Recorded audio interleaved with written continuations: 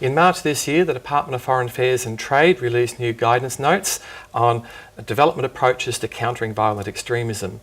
This is in response to growing global recognition that issues of poverty, issues of inequality, issues of human rights abuses and so on, development issues, are often at the heart of the drivers that lead people to violent extremism. Last year, the United Nations released a plan of action for preventing violent extremism, and all of these underlying poverty, inequality, human rights abuse issues were right at the heart of their guidance from the United Nations. Welcome to another episode of the Alfred Deakin Institute for Citizenship and Globalisation's Why So Silent series. My name's Anthony Ware from the Alfred Deakin Institute and from the School of Humanities and Social Sciences.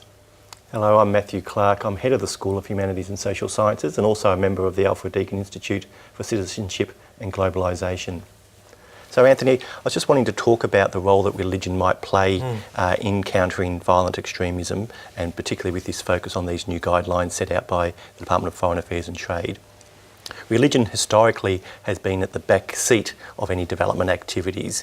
If we look at the history of development, back to halfway through the last century, following World War II and the reconstruction of Europe with the Marshall Plan, that was very much a secular activity, and religion was seen pretty much in negative terms. It was either a private matter that was of no concern to the state, or it would be something that would actually disappear through modernisation as people began to develop and receive the benefits of that development, or at worst it was actually a bottleneck to development because it actually stopped positive economic activity. And so from those very early stages, religion has always been sidelined or pushed out to the extreme, and in fact often seen as a foe of development, something that actually got in the way of it. What we're beginning to see now though, and some of these policies and guidelines around countering violent extremism begin to suggest that religion might be coming in from the cold or out from the edges of development theory and practice. Because if we think about just the plain facts, 85% of the world's population self-profess religious belief. So religion has been pervasive across all societies, persistent over such a long period of time, and very persuasive for that 85% self-professed religious belief. And so religion actually helps people understand their place in the world and the circumstances they find themselves in. Religious belief really is a core human characteristic. And so when we talk about countering violent extremism, often we are talking in code around religious extremism and religious violence. And that's where it can be very important to actually understand the role that religion can play, and not just religion, but religious actors and religious institutions. And slowly we're beginning to see opportunities where we can work more closely with those actors to actually understand violent extremism and how to actually counter it or prevent it. Absolutely true. Religion has certainly played a very major part in many people's lives, very positively. Most religious people's sense of belonging is derived from the sense of community and the sense of meaning and purpose that they have through their religious belief. And we know that a sense of belonging is a big indicator for people who don't go down the road towards violent extremism. Religion, of course, has been inculcated in violence in many cases, and in patriarchy, and there's some problems inherent in some aspects of religion, but religion overall has been a force for enormous good in the world. That's right. So we don't want to downplay the negative roles that religion and religious actors can play. Of course, that's clear, and that cuts across all religions. All major religions have instances of behaviours that actually make people's lives worse off, particularly often women.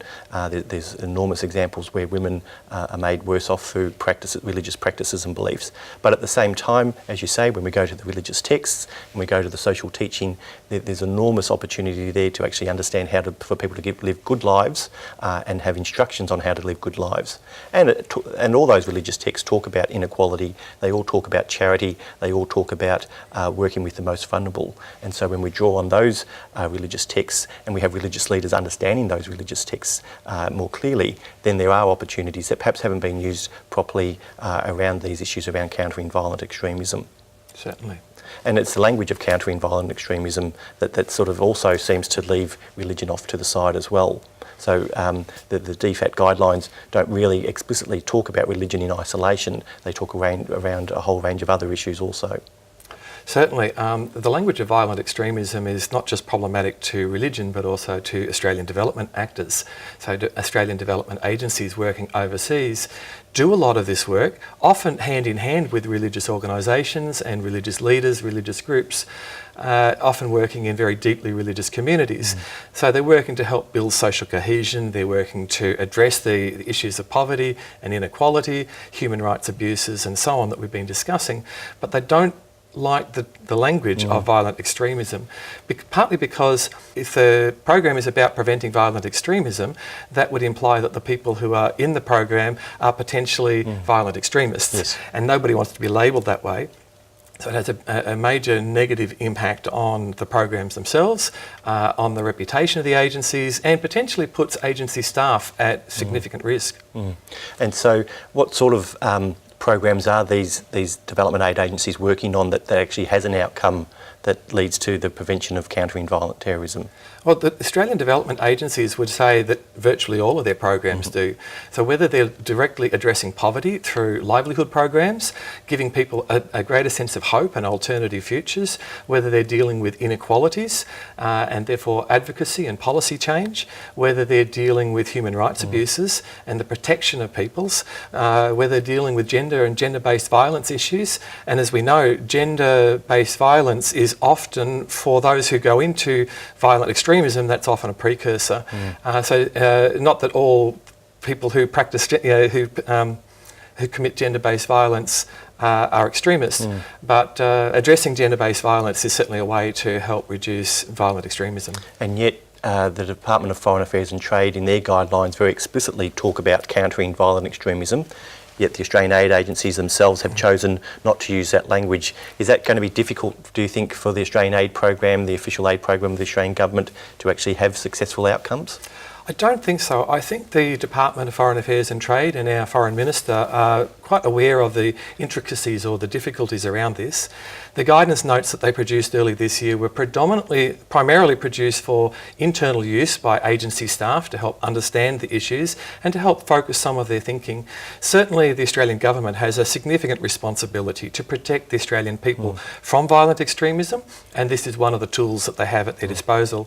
But that's not something that they're expecting the Australian aid agencies to adopt this sort of language and this sort of framing of what they do overseas. As we've said, that's actually very problematic and counterproductive. That's right. So we see Australian aid agencies working with communities, and often their partners are religious institutions or religious leaders. But we also see examples of the Australian aid program itself directly funding religious activities or religious institutions to undertake some of those programs. So in Papua New Guinea, for example, the Australian aid program directly funds a range of churches, likewise in Vanuatu, but it also in Indonesia and other parts of Asia, working very closely with Islamic organisations, again to support the programs that you've just described around gender-based violence or inequality or access to education, all of those pull factors that actually could lead people to down the road to violent extremism. Certainly, and so children who are displaced by conflict and living in tents in a humanitarian crisis, ensuring that they still have school,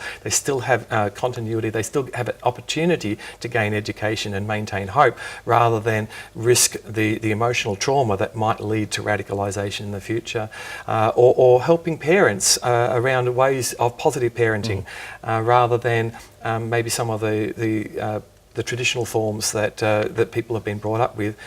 So my sense is that when we are talking about countering violent extremism, often it's cloaked in the sense that it's a religious outcome. What we've discussed today suggests that religion actually it can be a very counter-prevailing force around violent extremism, and there's a whole range of outcomes that can involve religious actors and religious institutions to support outcomes that will actually reduce and prevent violent extremism. As you said before, the language of countering violent extremism is, in Australia, often a code word for religious extremism. And we certainly are aware of some religious extremist groups, but other political ideologies and other forms of violent extremism certainly exist in the world too. What we see though is that religious organisations help provide people a sense of belonging, a sense of meaning and purpose that is completely separate to any sort of extremism or exclusivism that can set people up, can set communities up for a much more cohesive and positive future. So this is perhaps the beginning of religion playing a much more positive role in the development activities, and shifting from development being very much a secular activity to one that's much more inclusive of whole of worldviews. Absolutely, and ensuring that we deal with the issues of inequality and poverty, human rights abuses and other things that we know predispose some people to move towards violent extremism in the future. So on that note, I think this is probably a good place to end our discussion. Thank you very much for joining us today. Thank you.